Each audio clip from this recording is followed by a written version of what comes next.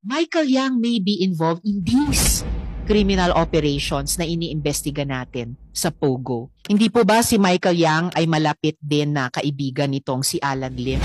At si Michael Yang at si Alan Lim ay malapit sa nakaraang administrasyon, tama po ba? We dug deeper into Brick Hearts and we looked at its incorporators.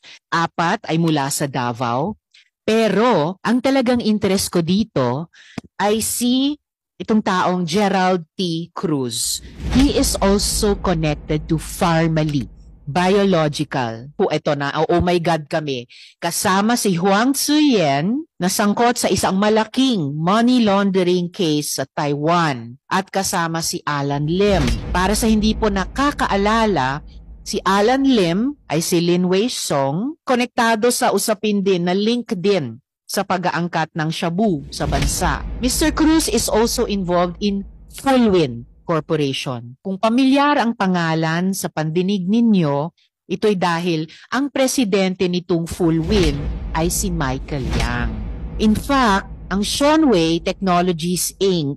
na sinasabing pagmamay-ari ni Mr. Yang ay pangalan ng email address ng Brick Hearts. So, sounds familiar? Earlier sa Bamban investigation natin, may magkakaparehong email addresses. Malinaw pa sa sikat ng araw, through Gerald Cruz, who is the link between the Pogo in Bamban ni Alice Guo and Michael Yang. Michael Yang may be involved in these criminal operations na iniimbestiga natin sa Pogo. Hindi po ba si Michael Yang ay malapit din na kaibigan nitong si Alan Lim? Lumabas na po ba ito sa investigasyon ng PAG? Yes po. Nakita na po namin ito nung previously iniimbestigahan po yung Pharmally. At si Michael Yang at si Alan Lim ay malapit sa nakaraang administrasyon, tama po ba? We don't have sufficient knowledge po about it. At tila, siya din mismo, si Gerald Cruz, ay malapit sa nakaraang presidente. Ito naman yung photo na maipapakita ng komite. So nakita nyo na rin po ba ng PAGO itong mga koneksyong ito ng mga individual na ito at mga kumpanyang ito at group of companies na ito? I think ma'am nung panahon po ito, nakita na po ito. And yung Seanway po ay talaga pong siya ang Pogo licensee ni Brick Hearts at that time po. Okay. So even then, kilala ang Seanway bilang siya ang Pogo company ng Brick Hearts. Ma'am, kasi meron po silang service agreement po, yung Seanway and Brick Hearts. Ito pong mga Pogo na pinag-uusapan natin, yung mga naghahasik ng lagim, kanino pong termino po sila na-approve? Ang nag-approve nung 298 na yon ng mga kumpanya, yung nakaraang board po, of course, recommended by that OGLD department. At yung dating chair? Panahon po ni dating chairperson Andrea Domingo po yun. Pinangalanan na ng PAGCOR sa Senate hearing ang dating cabinet official na konektado umano sa ni-raid na Pogo Hub sa Porac, Pampanga. Dahil dyan ay iimbintahan na sa susunod na pagdinig sa Senado si dating presidential spokesperson na si Attorney Harry Roque, pero agad na siyang naglabas ng kanyang pahayag at ito ang kanyang matinding revelasyon. Narito ang buong detalye. Ngunit bago tayo magpatuloy, huwag kalimutang i-like, share, subscribe, and click the notification bell for more updates and for more upcoming videos. Maraming salamat!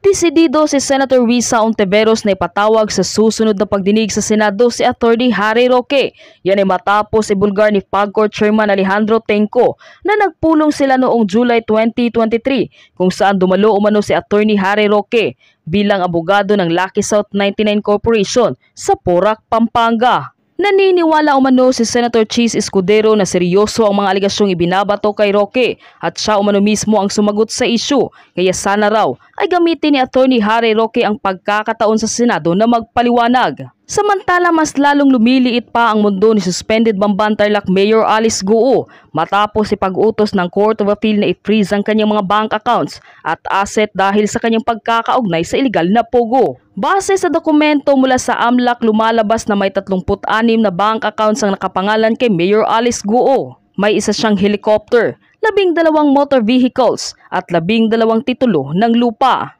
Paraan umano ito para hindi magamit ni Mayor Alice Go ang kanyang yaman sakaling tatakas umano ito sa bansa, lalo pat patuloy pang gumugulong ang mga kasong isinampa sa naturang alkalde. Magandang araw po sa inyong lahat ha. Lilinawin ko lang po yung sa tingin ko ay mga maling balita na nababasa natin ngayon sa internet. Unang-una po sa pagdinig ng Senado kanina tungkol dito sa Pogo sa PORAC, wala pong sinabi si Chairman Tenco na ako daw ay naglabi para sa isang illegal na Pogo.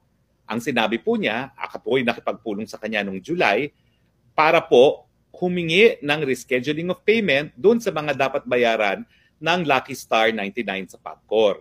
Ang dahilan ay dahil itong si Miss Cassie Ong na sinamahan ko, nakakilala ko pong empleyado ng Whirlwind Corporation, isang service provider at yung nagpapaupa sa Lucky South 99, ay nabiktima ang Lucky South ng estafa. Yung pera na ibinigay sa kanilang representante sa PAGCOR, di umano, no, na si Dennis Cunanan, ay hindi pala nakarating sa PAGCOR. Kaya nagkaroon sila ng isang sulat galing sa PAGCOR na naniningil ng mga pagkakautang. So yan po naman ay inamin ni Chairman Tenco at ni Attorney Jeza Fernandez. Wala pong napag-usapan tungkol sa lisensya kasi ang binanggit nga po ni Chairman Tenco doon ay kakalabas lang ng kanilang bagong guidelines para sa internet gaming. So ang naging rekomendasyon lang ni Chairman Tenco ng mga panahon na yon ay dapat magsumite ng lahat ng mga required documents, no, kung nais na mag-reapply ang Lucky South sa PAGCOR. Pero malinaw po ha, nung panahon ng pagmi-meeting namin ng July 2023, hindi po illegal ang Lucky South. Kaya hindi po pwede na ako'y naglabi sa isang illegal na Pogo. Pangalawa, pinabubulaan ko po o pinasisinungalingan ko yung naging konklusyon ni Senator Ontiveros na ako daw ay legal counsel ng Lucky South dahil sa isang organizational chart na isinumiti sa PAGCOR, ako'y nakasulat doon bilang isang legal counsel. Ma'am, para naman po maging ebidensya ang organizational chart na yan sa aking pagiging legal counsel sa Lucky Star, dapat nyo naman pakita na number one, na ako'y may kinalaman doon sa pagsumite ng organizational chart na yan. O di naman kaya, ako'y pumayag na ilagay ang pangalan ko dyan. Gaya ng sinabi ko po sa media, hindi ko po alam kung bakit nandyan ang pangalan ko. Dahil wala po akong kahit anong kinalaman sa pagsusumite ng mga dokumentong yan, dahil sa mulat mula po, sinasabi ko naman, hindi ako ang abogado ng Lucky South pagdating sa kanyang mga lisensya. At never ako naging abogado ng Lucky South. So ma'am, no? So kahit naman sino po pwedeng maglagay, for instance, Senator Risa Ontiveros, legislative liaison. Pero kung hindi nyo naman po alam yan, syempre, pasisinungalingan nyo rin po. No? Ganyan po nangyari sa akin. Wala pong humingi ng permiso sa akin para ilagay ang pangalan ko at wala po talagang pumasok sa akin bilang isang kliyente na nangangalang Lucky South 99. Pangatlo po, no? Ang sabi ng mga taga-PAGCOR, ang pagkakilala raw nila kay Cassie Ong na sinama ko sa kanila na siya ay representante ng Lucky South. Ang totoo po niyan, sinamahan ko siya dahil mga isang taon ko na bago kami nakipag-meeting sa PAGCOR, naliniligawan itong Whirlwind Corporation na mamuhunan dun sa dalawang proyekto ng enerhiya na aking isinusulong. Isa pong LNG project sa Bataan at isang solar project sa Cebu. Napakadami na po namin pagpupulong, no, sa panig ng Whirlwind at ang pinag-uusapan po namin ay unang-una yung feasibility ng parehong project, pangalawa yung mga detalye ng IPIRA law at saka pangatlo yung pagkuha ng power supply agreement at saka yung pagbili ng renewable energy sa panig ng WESIB, no. Nakipagpulong na rin po kami sa mga dayuhang mga EPC, yung mga contractors na gagawa po ng kapareho ng LNG plant at saka ng solar plant. So ang pagkakakilala ko po talaga sila ay namumuhunan. At nung bandang Hulyo nga ay sinabi nila na may problema yung umuupa sa kanila. Doon ko lang po nalaman na meron din silang paupahan na Pogo. So anyway, ako naman po wala akong problema dyan dahil nung ako'y tagapagsalita, alam ko naman po kung ano ang negosyo ng mga tinatawag na service provider. Dahil nung kami po ay nagkaroon ng desisyon na buksan ng mga Pogo sa panahon ng quarantine, ang mga nakapag-ugnayan ko ay mga service providers. Sila talagang gumagawa ng lahat para dun sa mga operators ng Pogo. So ang pagkakaintindi ko po talaga, si Miss Cassie Ong ay doon sa Whirlwind na service provider.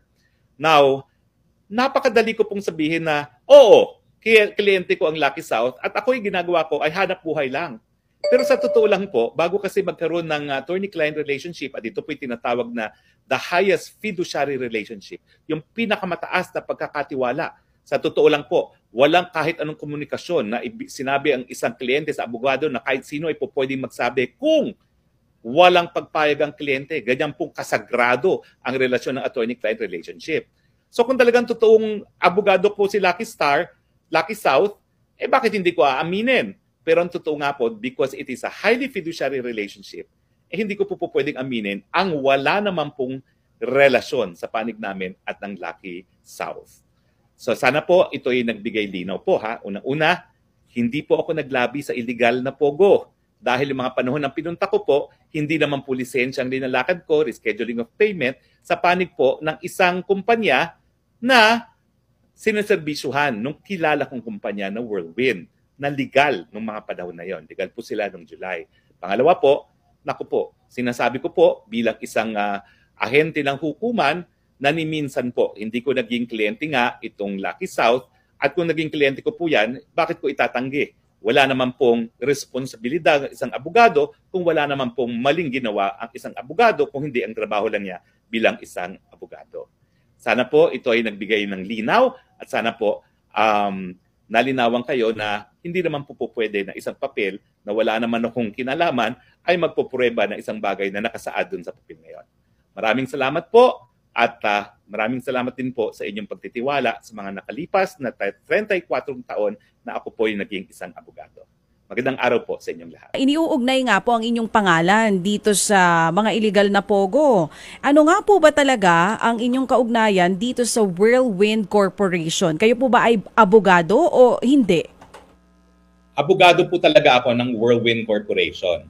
Sa katunayan po, umaapir ako sa hukuman para sa Whirlwind dyan po sa MTC Porac, no? At saka sa MTC Angeles. Ako po ay naging abogado nila noong Setyembre dahil nga po na-discover nila na meron na silang writ of execution sa ejectment doon sa lugar kung nasaan yung mga building na pag-aari ng Whirlwind. Pero ang Whirlwind po, hindi po siya POGO operator. Siya po yung nagpapaupa doon sa Lucky South 99 na siyang merong lisensya dati ng POGO at siya rin po ang service provider. Now, alam ko naman po yung negosyo ng service provider dahil nung panahon ng quarantine, nung meron pa tayong COVID, ay nakipag-ugnayan ako doon sa PAGCOR at saka doon sa Association of Service Provider. Sila po talaga ang lahat na nagbibigay ng serbisyo sa mga POGO kasi ang mga POGO po ay mga Chino po yan. Dahil yan po ay yun nga, no, electronic casino sa China, lahat po sila ay Mandarin speaking. So trabaho po ng service provider na bigay yung physical premises, yung mga equipment, yung mga software, at pati na po yung liaison sa gobyerno. Nabanggit nga nitong si attorney yung Whirlwind Corporation na ito na sinasabi nga na nagpapaupa, tama po attorney, nagpapaupa sa Lucky South. Opo, at saka service provider po. Okay, at service provider. Whirlwind Corporation, hindi po ba't ang may-ari ng lupang yan, di ba dati pong golf course yan? Well, sa ngayon po pag-aari pa rin po yan ng pamilyang Cruz. Yun, opo. Ang may-ari po nito, attorney, ay ang pamilya po ni Ginoong Ruperto Cruz na ngayon po ay mayroong problema among themselves, right? Tama po. In fact, nagdidimandahan po. Kaya nagkaroon ng problema itong Whirlwind. Pumasok sila sa isang contract of lease doon sa tatay, si Ruperto. Ang nangyari pala, ang registered owners, yung mga anak. At hindi naman alam, Whirlwind, na nagdidimandahan yung ama at saka yung kanyang mga anak. Okay, sige. So, practically po, ano ang tawag sa kumpanyang Whirlwind? Ano ito? Ano siya? Ano siyang uri ng kumpanya? Real estate po talaga ang kanyang negosyo. Okay. Whirlwind Corporation, nakipagtransaksyon sa pamilyang nag-aaway-away at ngayon po, paano po napasok yung Lucky South dito? So may mga building doon. Sino po nagpatayo ng building na ngayon nga po ay lantad at sinalakay po ng PAOK? Ang nagpatayo po niyan ay Whirlwind. Pero pinaupa po nila yan sa Lucky South 99. Okay. At meron naman po sila mga kontrata. Okay. Nagpatayo ng building. Attorney, kailan po kayo naging abogado po officially ng Whirlwind? September of 2023 dahil nga po dun sa kaso ng Okay. ejectment. Opo. Meron na silang writ of execution. Kasi po ngayon may mga issues na ito po mga building na ito na itayo umano nang walang tamang permiso dito po sa LGU. Ito po yung alam po ninyo. Hindi na po kasi September of 2023 lang po ako naging abogado tungkol na po dito sa kaso ng ejected. Okay. So kung kayo po ay abogado nga po ng Whirlwind, ano po, at ang inyo pong kausap dito ay yung Cassandra Ong na sinasabi po ninyong sekretary ng korporasyon? Opo. Opo, okay. So ngayon, itong sila Cassandra Ong ang kausap ng Lucky South para po sa pag-upa sa mga building na ipinatayo ng Whirlwind pero hindi po nagbabayad yung Lucky South. Well, nagkaroon na po sila ng problema. Kasi nga po, unang-una, di umano na dispalkohan sila ng kanilang representative sa PAGCOR. Pangalawa, noong mga panahon na yon, talagang ang explanation daw ng Lucky South, talagang wala sila ding mga locators dahil patapos na rin ang kanilang lisensya. So hindi naglo-locate yung mga ibang POGO operators doon hanggang hindi ma-renew ang kanilang lisensya.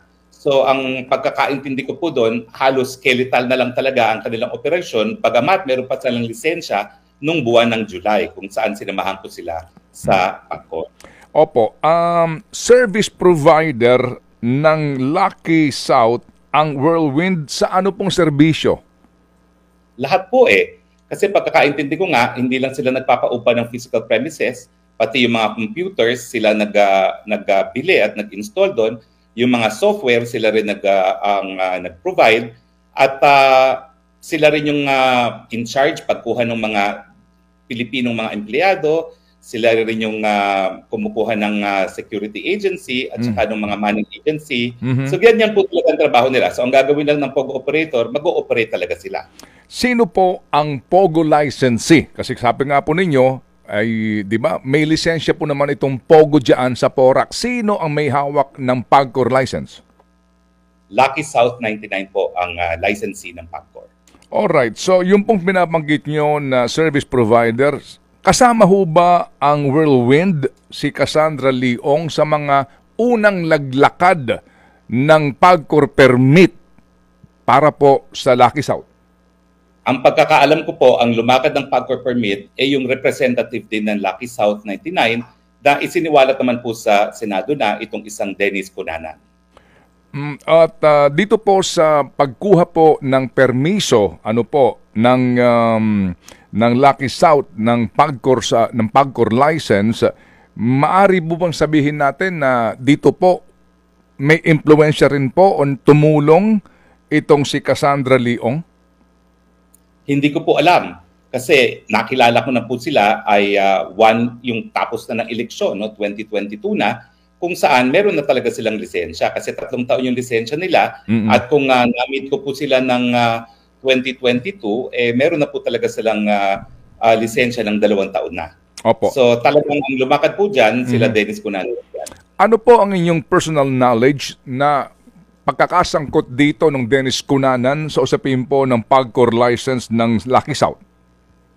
Well, ang alam ko lang po talagang hook, line, and sinker, siya talaga nag-ayos ng lisensya ng Lucky South.